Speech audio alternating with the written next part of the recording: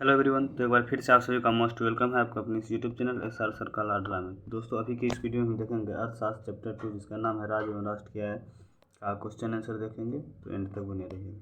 आइए शुरू करते हैं।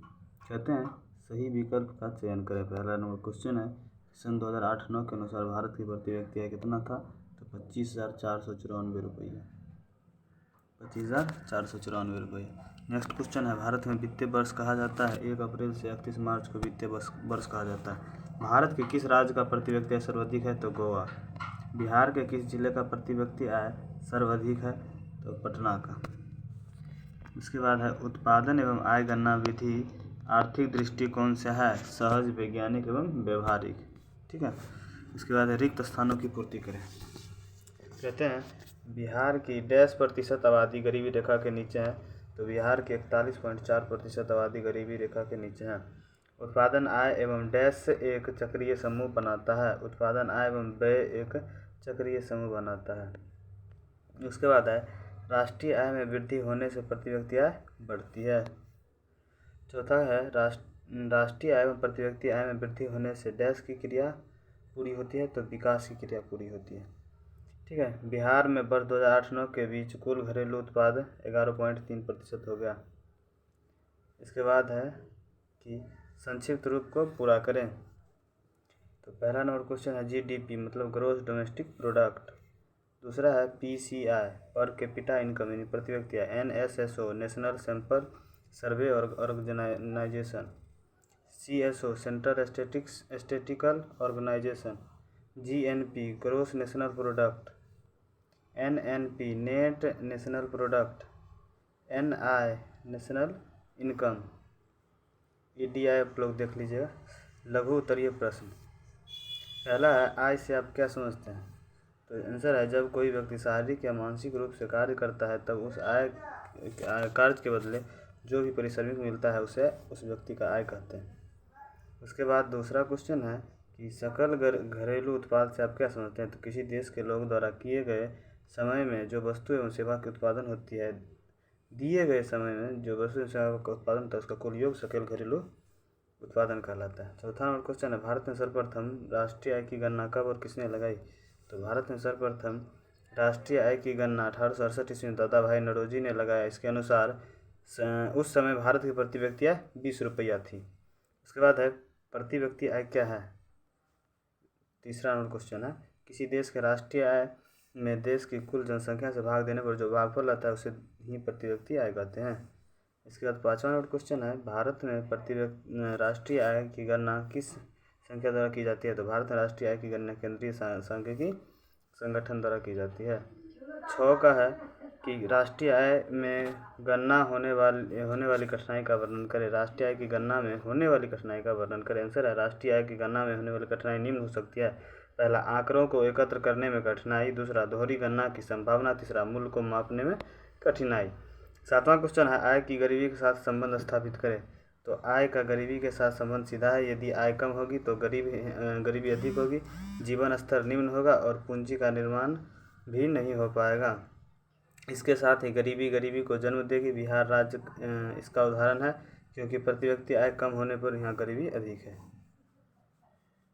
इसके बाद है दीर्घोत्तरीय प्रश्न। तो कहते हैं स्वतंत्रता प्राप्ति के पश्चात भारत सरकार ने कब और किस देश से राष्ट्रीय आय समिति का गठन की, तो इसका आंसर हो जाएगा कि स्वतंत्रता प्राप्ति के पश्चात भारतीय सरकार अगस्त 1949 को प्रोप्राइटर PC महालेविस की अध्यक्षता में एक राष्ट्रीय आय समिति का गठन किया था, जिसका उद्देश्य भारत के राष्ट्रीय आय के संबंध में अनुमान लगाना था। इस समिति ने अप्रैल 1951 में अपनी पहली रिपोर्ट प्रस्तुत की।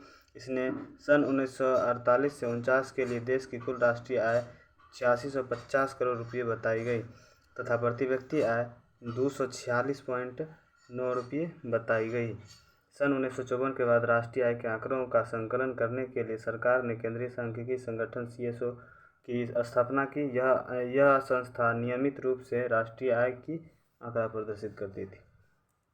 चलिए दूसरा क्वेश्चन है राष्ट्रीय आय की परिभाषा दे और इसकी गणना के प्रमुख विधि के कौन कौन से है। इसका आंसर हो जाएगा कि किसी देश के एक वर्ष में उत्पादित वस्तुओं एवं सेवाओं के मूल्य को ही राष्ट्रीय आय कहते हैं। राष्ट्रीय आय की माप निम्न तरीके से की जा सकती है।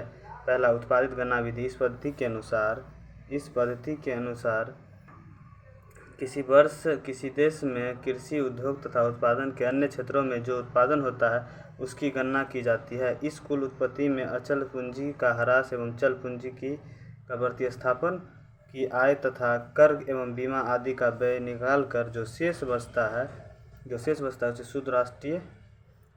शुद्ध उत्पत्ति राष्ट्रीय आय कहते हैं। इसके उत्पादन का विभिन्न साधनों के बीच वितरित होता है। दूसरा है आय गणना पद्धति। जब राष्ट्र के व्यक्तियों के आय के आधार पर राष्ट्रीय आय की गणना की जाती है तो उसे आय गणना विधि कहते हैं। उसके बाद है व्यय गणना पद्धति। क्या है? व्यय गणना पद्धति। प्राप्त की गई आय के आधार पर राष्ट्रीय आय की गणना की जाती है तो उस गणना विधि की आय गणना विधि कहते हैं। यहाँ व्यय होगा। तो चौथा है व्यवसायिक गणना पद्धति। इस विधि में लोगों की आय की गणना इसके पेशे के अनुसार की जाती है। जहाँ आय के पर्याप्त आंकड़ा नहीं होता है वहाँ इस विधि का उपयोग किया जाता है, जैसे कृषि, उद्योग, यातायात। उसके बाद है मूल्य योग विधि। हम देखते हैं कि उत्पादित वस्तु का मूल्य विभिन्न परिस्थितियों में व्यक्तियों के द्वारा किए गए प्रयास में बढ़ जाता है। ऐसी स्थिति में राष्ट्रीय आय की गणना को मूल्य योग विधि कहते हैं।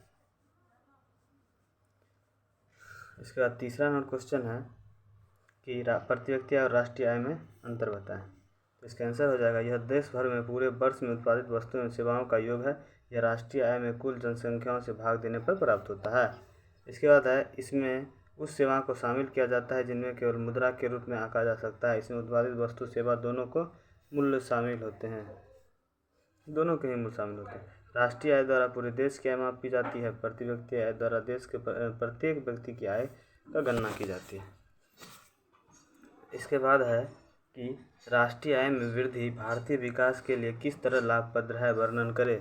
तो आंसर हो जाएगा कि राष्ट्रीय आय का अर्थ किसी देश में एक वर्ष में उत्पादित वस्तु एवं सेवाओं का कुल योग है, या एक वर्ष में किसी देश द्वारा अर्जित कुल आय को राष्ट्रीय आय कहते हैं। राष्ट्रीय आय में वृद्धि भारतीय विकास के लिए निम्न प्रकार से लाभप्रद है। पहला, इसके राष्ट्र की आर्थिक प्रगति होगी। दूसरा, प्रति व्यक्ति आय में वृद्धि होगा। तीसरा, विदेशी व्यापार में वृद्धि होगा।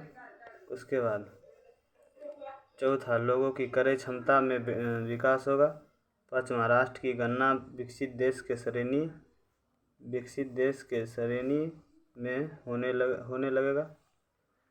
उसके बाद छठा, अधिक मात्रा में पूंजी का सृजन होगा। तो इस प्रकार से यह अनेक सहायक सिद्ध होगा। तो दोस्तों यहाँ पे ये एंड हो गया। शायद एक क्वेश्चन बच गया, वो आप लोग कर लीजिएगा, नहीं तो हम अगले अथी में करा देंगे वीडियो में। तो कैसा लगे वीडियो कमेंट करके ज़रूर बताइएगा। मिलते हैं नेक्स्ट वीडियो में, तब तक के लिए।